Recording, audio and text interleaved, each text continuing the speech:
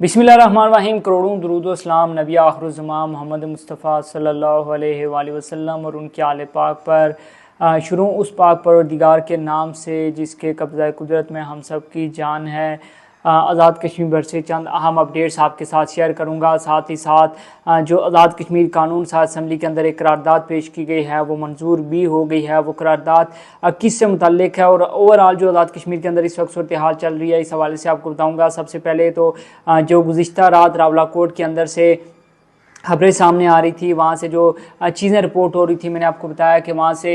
2-3 ऐसे लोग जो हैं वो मुसलसल वहाँ से चीज़ों को रिपोर्ट कर रहे हैं और ग्राउंड की जो सिचुएशन है उसे अपडेट कर रहे हैं। जिसमें एक अकील भाई के नाम से सोशल मीडिया अकाउंट है और दूसरा हमज़ा नसीर साहब के नाम से एक सोशल मीडिया अकाउंट है जो कि वहाँ से मुसलसल जो है वो चीज़ों को रिपोर्ट कर रहे हैं। तो उनके मुताबिक यानी अब से कुछ देर पहले हमज़ा नसीर साहब की जानिब से जो बताया गया है वो ये है कि गुज़िश्ता रात भी जो वहाँ पर हालात हैं वो ख़राब हो गए थे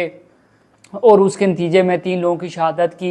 फिल वक्त तक इतलात हैं। और अगर ओवरऑल मैं आपको बताऊँ तो गुज़िश्ता 3 दिन के दौरान जो है वो शहादतों की जो मजमूई तादाद है जम्मू कश्मीर जॉइंट अवामी एक्शन कमेटी की, उनके मुताबिक या जो उनकी जानिब से दावा किया गया उसके मुताबिक 42 के करीब लोग जो हैं वो अभी तक शहीद हो चुके हैं। साथ ही साथ ज़ख्मियों की एक लंबी फहरिस्त है, एक लंबी तादाद है जो कि मुकम्मल डेटा तो अब तक ज़ाहिर सी बात है ना जम्मू कश्मीर जॉइंट अवामी एक्शन कमेटी के पास होगा ना ही हमारे पास है, क्योंकि जो ज़ख्मी हैं उनको, जो शदीद ज़ख्मी होते हैं उनको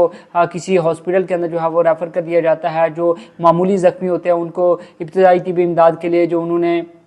छोटे छोटे मेडिकल कैंप बनाए हुए हैं अपने तय अपनी मदद आपके तहत, उनको वहाँ पर जो है वो मुंतकिल किया जाता है। अब इस तमाम तर सिचुएशन के अंदर ज़ाहिर सी बात है वो डाटा ढूंढना या वो डाटा मरतब करना काफ़ी ज़्यादा मुश्किल है। लेकिन जो शहादतें हैं उस हवाले से जम्मू कश्मीर जॉइंट अवामी एक्शन कमेटी की जानिब से कहा गया कि अब तक जो लोग शहीद हो गए हैं उनकी तादाद यानी पिछले 3 रोज़ के दौरान और अब तक जब तक मैं आपके साथ वीडियो रिकॉर्ड कर रहा हूँ अब तक शहादतों की तादाद तकरीबन 42 हो गई है। ये कहना है जम्मू कश्मीर जॉइंट अवामी एक्शन कमेटी का। दूसरी जानिब अगर रियासती मौक़िफ़ की बात कर ली जाए, जो रियासती इदारे हैं, कानून नाफिज करने वाले इदारे हैं, उनकी बात कर ली जाए तो उनकी जानिब से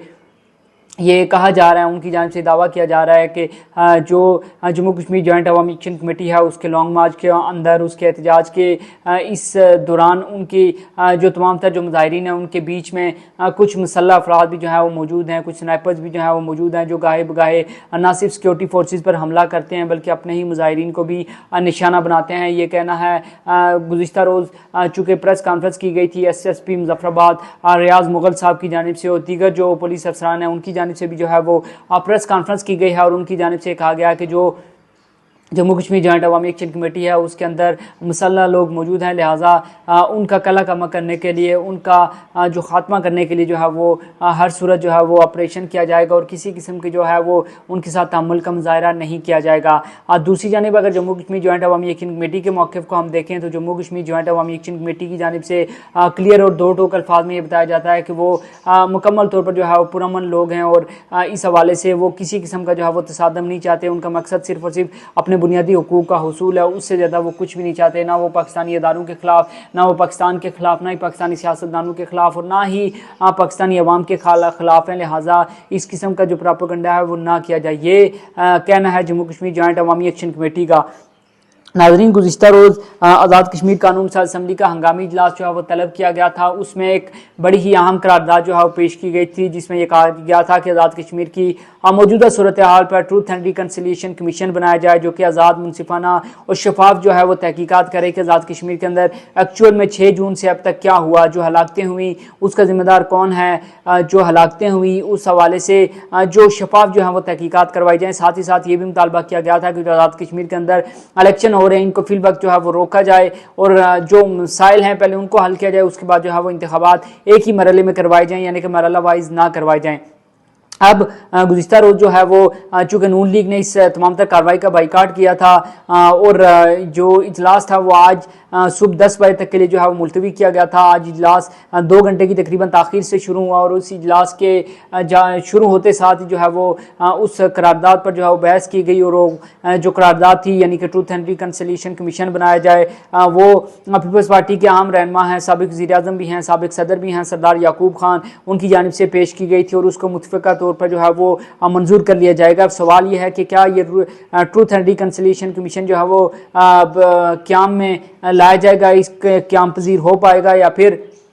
कायम किया जा सकेगा, या फिर इस हवाले से देखना ये होगा कि सिर्फ ये करारदाद की हद तक ही महदूद होगा, और अगर ये कायम किया जाता है तो उसके बाद क्या ये कमीशन जो है वो फैक्ट फाइंडिंग कर पाएगा और जो एक्चुअल में आज़ाद कश्मीर के अंदर हुआ वो तमाम तर मालूमात सामने ला पाएगा या फिर नहीं ला पाएगा। ये बड़ा ही एक अहम और बुनियादी सवाल है। साथ ही साथ मैं आपको बताऊँ कि आज़ाद कश्मीर की जो मुजफ्फराबाद डिवीजन है उसके अंदर चूँकि दूसरे मरहले में इंतखाबात होने हैं, तो वहाँ पर गुज़िश्ता रात इंटरनेट सर्विस को जो है वो बहाल कर दिया गया है। गो के इंटरनेट सर्विस वहाँ पर काफ़ी ज़्यादा स्लो है, सुस्त रवि का शिकार है, लेकिन उसको किसी हद तक बहाल कर दिया गया है। जम्मू कश्मीर जॉइंट अवामी एक्शन कमेटी, जिसको हुकूमत आज़ाद कश्मीर और महकमा दाखिला आज़ाद कश्मीर की जानिब से कलअदम करार दिया गया है, उसकी जानिब से ये मौक़िफ़ अपनाया गया है कि मुजफ्फराबाद डिवीजन के 2 अगस्त को होने वाले इंतखाबात हैं उनका बाइकाट किया जाए। और अगर मैं आपको जो जम्मू कश्मीर जॉइंट अवामी एक्शन कमेटी का इस वक्त जो लॉन्ग मार्च है उस हाल से बताऊँ तो वो डी चौक के अंदर मौजूद है। बताया जा रहा है कि आगे पेशकदमी की जा रही है, उसकी कोशिश की जा रही है कि आगे मज़ीद शहर में बढ़ा जाए और वहाँ पर जो है वो जो एक कर्फ्यू है उसको ख़त्म करवाया जाए। लेकिन दूसरी जानब ऐसी बात हमारी फोर्सेस की एक बड़ी तादाद वहाँ पर मौजूद है और उनकी जानब से मौक़िफ़ अपनाया गया है कि क्योंकि जम्मू कश्मीर जॉइंट अवामी एक्शन कमेटी को कलअदम करार दिया गया है, लिहाजा अमन व अमान को कायम रखने के लिए इन तमाम तर लोगों को शहर के अंदर इजाज़त नहीं है कि वो दाखिल हों या दाखिले की कोशिश करें।